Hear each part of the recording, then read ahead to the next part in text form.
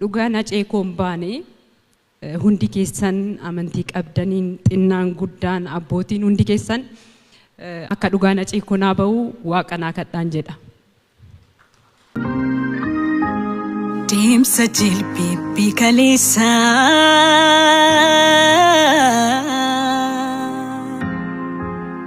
daguun dukkanaan gaaga'ee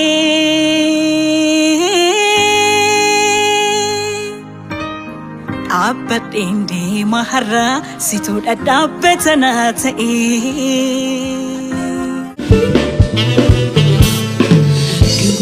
ijarraa nan baddu ceese qabuun kenni yaada.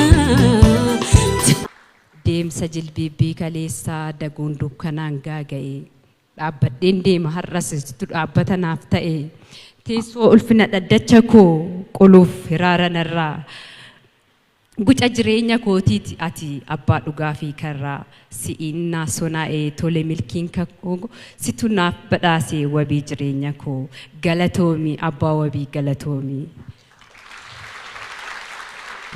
Egeef gaabbiin silaa duuba jirti gaabbuun kennaan oolu galgalaa galgalaa irra deddeebi'ee sitti muun doorsisa fakkaata walaa jabeeffannu waan ofii foon dhiigaan jabaata.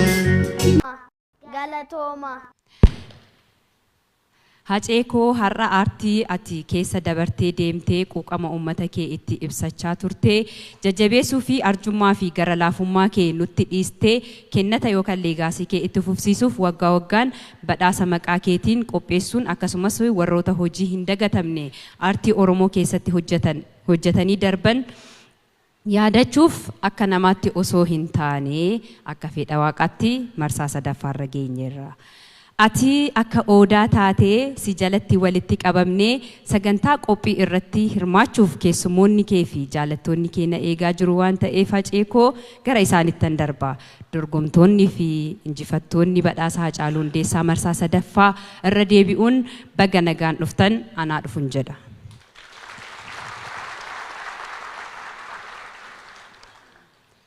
Milkaa'inaa fi miidhagina sagantaa kanaaf gahee guddaa kan qabdan boordiin faawundeeshinii Hacaaluu Hundeessaa koreen badhaasa Hacaaluu Hundeessaa akkasumas hojjettoonni hundi keessan galatoomaan jedha isinillee na galateeffadha.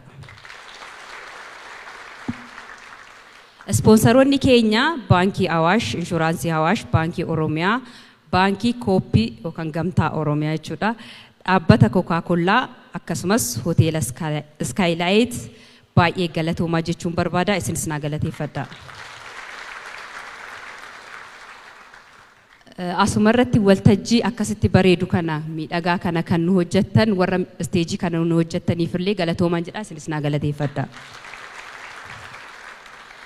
Walumaa galatti waaqaa fi Haceekootti aanuudhaan osoo isin hin jirre sagantaan kun akka hin milkoofne hin beekama. Namoonni humnaan yaadaan beekumsaan qabeenyaan nu deeggartan gara fuulduraas nu deeggaruu yaaddan galatoomaan jedha. Faawundeeshinii Hacaaluu Hundeessaa warri gargaaruu barbaadan karaa 7855 irratti okee jettanii erguudhaan guyyaa guyyaatti qarshii tokko akka nu arjoomtan jennaasumaan jechuudha. Namoonni biyya keessaa fi biyya alaatti yaadannoo Hacee bakka adda addaatti kabajan hundi keessan galatoomaa seenaan isin haa yaadatun jedha. Akka namaatti osoo hin taane akka waaqaatti nama waggaa dhufuu nuunaa jedhu. Waaqaa fi Haceekootti aanee akkan biyya alaa deemuu fiilmii Hacee hojjechuudhaan faawundeeshinii Hacaaluu Hundeessaa gargaaruudhaan bu'aa bahii guddaa keessa darbuun haala mijeessuun Dr. Awwal Abdoo fi waa'eellawwan isaanii maqaa Haceekootiin galatoomaan isaaniin jedha isinis na galateeffadha. Guyyaan isin bira dhufe kaasee hangam biyyatti deebi'utti isteeta adda addaa irra yeroon deemu simannaa naa gooftaniif sagantaa qopheessitaniif sagantaa qophaa'e irratti argamtan jaalala Haceef qabdan naaf ibsitan hundi keessan maqaa Hacee kootiin galatoomaan jedha. Sagalee bareedaan weellisee miidhaginni isaa bareedinni isaa dhaabbanni isaas immoo akkasuma Taaddee Baga Gammaddee addee Teennes Baga Gammaddeenyaa galatooma. Badhaasa wallee aadaa filatamaa artiist Taaddalaa Gammachuu.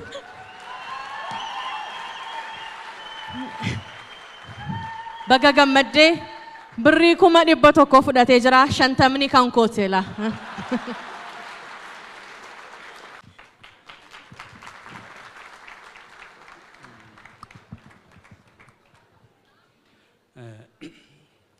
Egaa Ayduun akka gaariitti na ibsitee yaada.